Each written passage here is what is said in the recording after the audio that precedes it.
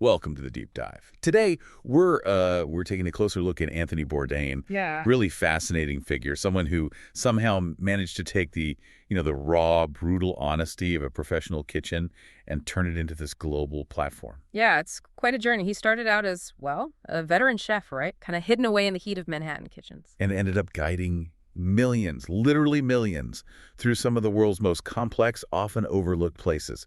A voice for culture, empathy, even serious journalism. Right. And our mission today really is to try and understand that specific alchemy. How did that happen? It's more than just tracing a career path, isn't it? Exactly. We're digging into how a professional cook became arguably one of the most insightful voices out there on food, sure, but also culture, politics, even the sort of fundamental human condition. So what are we working with? What's the source material look like for this? We've pulled together a pretty comprehensive stack. Covers, his early life, that chaotic launch into media, his, let's say, a polarizing public image, his advocacy work, which became really important later on, and of course that final tragic chapter. Okay, so to really get a grip on the Bourdain phenomenon, you kind of have to pinpoint the start. The moment his signature voice, that kind of anti-establishment vibe, was really forged and crucially amplified. Yeah, before the TV shows, before Kitchen Confidential even, he was just a working chef.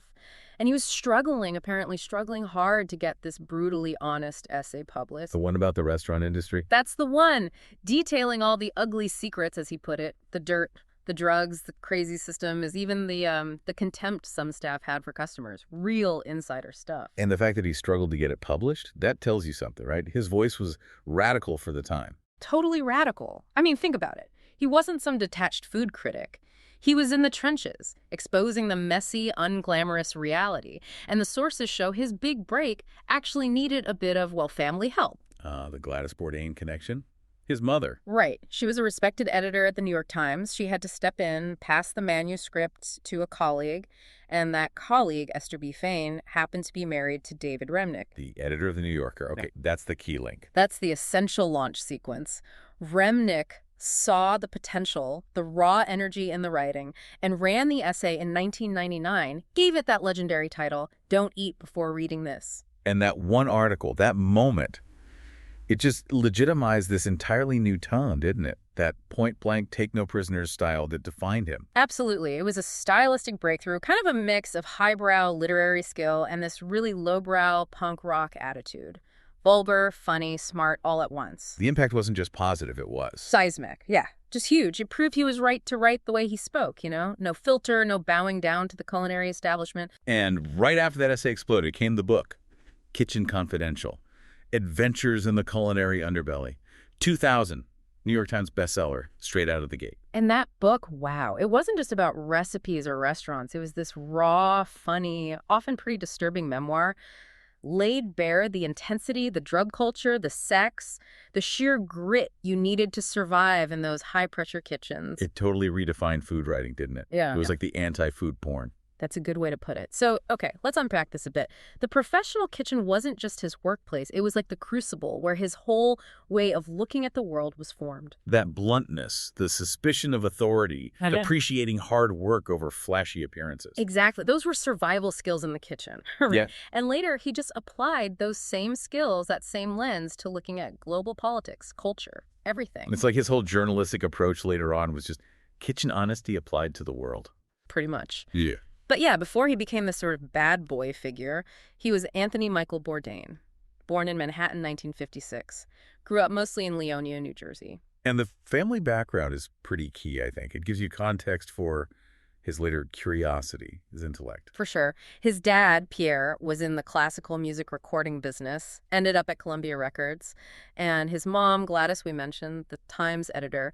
So it was an environment with, intellectual rigor. Even though they weren't particularly religious, apparently. Father Catholic, French descent, mother Jewish. But Bourdain himself said he never really bought into a higher power. Right. And while he had this sort of privileged background in some ways, there was one very specific moment he always pointed to as the spark for his love of food. The oyster. The oyster in France, yeah. On a family vacation, trying his first one straight from a fisherman's boat. He talked about it constantly. As this pure, unadulterated taste experience. So different from, suburban American food at the time. And you can see how that moment, sources suggest, kind of set his lifelong values. Yeah. Appreciating food at its source, eaten authentically, no fuss. Which led him down the culinary path, eventually. After graduating high school in '73, Dwight Englewood School, he did a couple of years at Vassar. Yeah, but dropped out. Seems the real education was happening elsewhere. He was already working in seafood restaurants up in Provincetown, Massachusetts, places like the Lobster Pot. That hands-on kitchen experience grabbed him more than academics. It seems so. It cemented his path. He decided to go pro, went to the Culinary Institute of America, the CIA, graduated in '78. And then the climb through Manhattan kitchens began. The real gritty stuff he'd write about later. Exactly. Running kitchens at the Supper Club, 1 Fifth Avenue, Sullivan's. These were the places that forged that tough, disciplined approach, and also where he developed that deep respect for immigrant kitchen workers. Which became a huge theme for him later. A massive theme. By 1998, he lands the executive chef job at Brasserie Les Halles. And he stayed connected to that place for years, didn't he? Even after he was famous. Yeah, as a chef at large. Right up until the Manhattan spot closed in 2017. Les Halles kind of became the physical symbol of the kitchen confidential world. Gritty, loud, real French bistro. Totally. And it's crucial to remember that huge success with Kitchen Confidential. It wasn't like it came out of nowhere. That kind of overnight success almost never does. Right, there were failures before that. Absolutely. He'd been setting out unsolicited writing for years, trying to break into literary magazines, and even more telling, he wrote 2 mystery novels in the '90s that just tanked. Bone in the Throat and Gone Bamboo. Yeah. And they didn't just sell poorly, he was apparently paying for his own book tours for them, out of his own pocket. Wow. So that rejection, that grind, it shows the success wasn't just handed to him. He really worked for it. He had that grinder's mentality, for sure, and he brought that into his media career once things finally took off. So the New Yorker piece validates the voice. Kitchen Confidential makes him a star. And then TV comes calling pretty fast. Very fast. His first show was a cook's tour on the Food Network, 2002-2003. About 35 episodes. It was, the early version of his travelogue style. Still pretty focused on the food adventure side of things. But the one that really cemented the image, the whole rock star chef thing, was No Reservations, right? Travel Channel, 2005 to 2012. Oh, yeah. No Reservations was the defining show for that era. And this is where, his famous quote about the concept comes in. He boiled it down perfectly. Which one was that? He said something like, I travel around the world, eat a lot of shit, and basically do whatever the fuck I want. Okay. Yeah, that pretty much nails the irreverent, curious vibe of that show. Totally. Pure Bourdain. And while that was running, he also did The Layover for a couple of years, exploring cities in just 24, 48 hours, like a pressure cooker travel challenge. But the big evolution creatively came with the move to CNN, didn't it? For Parts Unknown, starting in 2013. Definitely. And that wasn't just about like a bigger network or more money. It felt like a statement about the kind of show he wanted to make. He was pretty open about why he left the Travel Channel, wasn't he? Extremely open. He was really frustrated, especially after the channel changed ownership. They started using his voice and image to endorse a car brand, which just completely went against his whole anti-commercial thing. Yeah, I could see how that would infuriate him. And apparently they were also making these unauthorized special episodes that were just clip shows, basically chopping up his carefully crafted narratives into easily digestible bits. He hated that. So the move to CNN, a hard news network, was deliberate. It was about elevating the content. Absolutely. He was using his fame to push cultural exploration towards geopolitical commentary. Parts Unknown went deep. Culture, conflict, history, in really complex places. Libya, Iran, Gaza, Myanmar. And the filmmaking style changed too, right? Less frantic, more immersive. Yeah, slower, more cinematic, more like long-form journalism. And you saw the payoff in moments like the Vietnam episode in 2016. The one with Obama? That's the one. Sharing cheap beer and bun cha with President Obama in a tiny Hanoi restaurant. It just perfectly showed Bourdain's knack for stripping away formality, getting to the real human connection, even with the most powerful people. It was an iconic moment. And his work wasn't just the travel shows. He did other things too. Right. He was a judge and mentor on that cooking competition show, The Taste, for a few seasons. Got some Emmy nominations for it, actually. And he got into publishing too. Yeah, collaborated on graphic novels like Get Jiro, which was this kind of dystopian food future thing.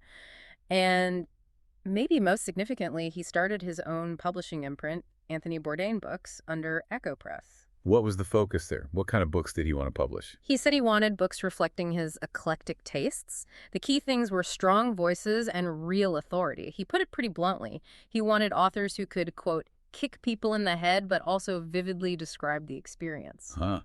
Classic Bourdain. That focus on raw, unfiltered experience. It defined his whole public persona, didn't it? The culinary bad boy, the rock star. Constantly compared to Hunter S. Thompson. The gonzo journalist comparison stuck. And he leaned into it. The swearing, the sometimes controversial comments. His shows often needed those viewer discretion warnings. Definitely. And a huge part of that persona, that brand, was his code when traveling. Eat whatever your host offers you, no matter how challenging. It was about respect for the culture. And the list of things he ate is just wild. It shows real commitment. Oh, it's legendary. Black blood sausages in Finland. Ant eggs in Mexico. Sheep testicles in Morocco. The cobra in Vietnam stands out. The whole thing. Heart, blood, bile, meat. Yeah, and the raw seal eyeball during an Inuit hunt. Pretty intense stuff. He did it out of respect. But what's fascinating is the contrast.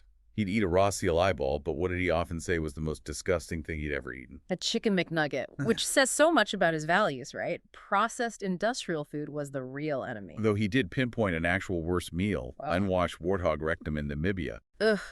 Yeah, that one sounded truly grim. And fermented shark in Iceland, Hakarl. He called that the single worst, most disgusting and terrible tasting thing ever. So that deep disdain for anything fake or overly commercial that fueled his famous feuds, didn't it? Oh, absolutely. He went after celebrity chefs he thought were phoning it in, prioritizing fame over craft. Paula Deen, Guy Fieri, Rachel Ray, Sandra Lee. They were regular targets. Even icons like Alice Waters and Elaine Ducasse got called out for what he saw as pretentiousness. And it wasn't just random sniping. It seemed rooted in this philosophy of defending the hard work, the integrity of the actual cooks, the line cooks. Like his issue with Sandra Lee using canned goods and shortcuts, that was a deep offense to him. But the irony, of course, is that he became this massive celebrity himself. Huge irony. And he seemed somewhat aware of it. He did walk back some insults later, even made peace with Emeril Lagasse, who he'd initially slammed. And for every chef he criticized, he championed others. Right. Absolutely. He consistently praised chefs he saw as true masters, doing authentic work. Eric Rippert, Jose Andres, Thomas Keller, and he had huge respect for Julia Child's influence. His whole attitude, it wasn't just about food, it permeated everything, even the music in his kitchen. Totally. Huge fan of early punk rock. The Ramones, Dead Boys, the Voidoids, that was his soundtrack. And he had that famous, maybe half-joking rule. No Billy Joel, Elton John, or Grateful Dead. Grounds for firing. Exactly, which is hilarious because the ultimate irony. Billy Joel was apparently a fan of Les Howell's and used to eat there sometimes. Oh, that's brilliant. The guy whose music gets you fired is a customer. That perfectly sums up the tension between the persona and the reality. It really does. And it shows how that sort of bad boy energy wasn't just for show. It got channeled into really serious, thoughtful journalism later on. As David Klein wrote, Bourdain understood journalism should tell the truth, challenge the powerful, expose wrongdoing. And he made that seem enjoyable, human, not just like homework. Precisely. Which brings us to his advocacy work, where his platform became incredibly powerful. One huge, consistent theme was championing immigrant workers in the restaurant industry. The invisible backbone, he called them. Yeah, especially Spanish-speaking immigrants from Mexico, Ecuador, Central America. He knew from his own kitchen experience how talented, essential, and underappreciated they often were. He was incredibly vocal about that. And he took that same fire to challenging Western biases about food globally. Fiercely. He flat out called Western moral judgments on other cuisines racism. He hated that kind of cultural superiority. Like his defense of China regarding the criticism over eating dogs. Exactly. He argued you can't just dismiss a culture because some people eat dog there. He said that's racist. You have to understand the context, the history, the economic reality first. Empathy before judgment. And he was just as direct about the whole MSG thing, the Chinese restaurant syndrome myth. Oh, he demolished that. Said straight up, it's a lie. You know what causes Chinese restaurant syndrome? Racism. He saw it purely as xenophobia disguised as a health concern. That commitment to showing all sides, even uncomfortable ones, led him into tricky territory sometimes, like the Jerusalem episode of Parts Unknown. Right. He filmed in Jerusalem, the West Bank, Gaza, and he knew going in he'd catch flack from all sides.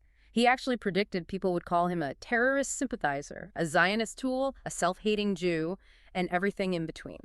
But that awareness wasn't about being defensive, was it? It was about showing the complexity. Exactly. He wasn't trying to offer easy answers. He was showing the messy, contradictory reality on the ground. And that commitment extended to the Me Too movement later in his career. Yeah, he became a really strong voice against sexual harassment, didn't he? Both in kitchens and in Hollywood. Very strong. He passionately supported his partner at the time, Asia Argento, in her allegations against Harvey Weinstein. And he even publicly called out Quentin Tarantino for alleged complicity in the wider Hollywood issues. Which, looking at all this, the relentless travel, the political engagement, the public battles, it must have put immense pressure on his personal life. You have to imagine so. He was married twice. First to Nancy Pukowski, his high school sweetheart, from 1985 to 2005. They were together a long time. Yeah. Then his second marriage was to Ottavia Busia in 2007. They had their daughter, Ariane, that same year. But that marriage faced challenges too, largely because of his schedule. He talked about it openly. Being away, filming parts unknown, something like 250 days a year, it put a huge strain on their relationship, and they separated in 2016. It's that paradox again. The guy connecting the world, but maybe disconnecting at home. He was also incredibly open about his past struggles, particularly with drugs. Kitchen Confidential didn't shy away from that at all. Not at all. He was frank about his history with cocaine and heroin, tying it to that chaotic 80s restaurant scene. He even described getting busboys to run out and score drugs for the kitchen crew back in the day. And he battled smoking for years, too. Yeah, heavy smoker. Quit for his daughter around 2007, which is great, but sources say he sadly relapsed towards the end. But then, in contrast to those struggles, he found this intense discipline in Brazilian jiu-jitsu. Right. Really threw himself into it. Earned a blue belt in 2015, even won a gold medal in a competition in 2016. It seems like this constant search for discipline, for control, maybe. Which makes the final chapter even harder to process. Yeah. June 2018, he's in Strasbourg, France, filming Parts Unknown. With his close friend, Eric Riepert. With Riepert. And on the morning of June 8th, Riepert gets worried. Bourdain missed dinner the night before, missed breakfast. He goes to his hotel room at Le Chambard. And finds him, dead by suicide, hanging. He was 61. Just devastating. The official investigation found no foul play. Toxicology showed no narcotics, just a trace of some non-narcotic therapeutic medication. The prosecutor concluded it seemed impulsive. The shock was immense. His own mother, Gladys, said he was absolutely the last person she would have ever imagined doing something like that. The outpouring of grief was global. Chefs like Ramsay, Zimmern, President Obama tweeted that really touching tribute about their meal in Vietnam. The one about the low plastic stool, cheap noodles, cold beer. Yeah. Obama said Bourdain taught us about food, but more importantly, about its ability to bring us together and make us a little less afraid of the unknown. Just perfectly captured his impact.